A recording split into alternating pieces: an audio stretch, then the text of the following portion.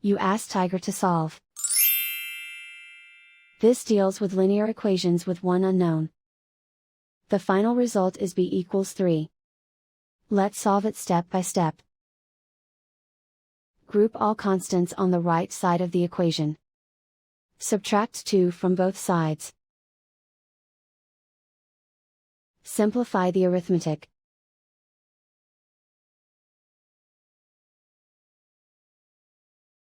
Isolate the b.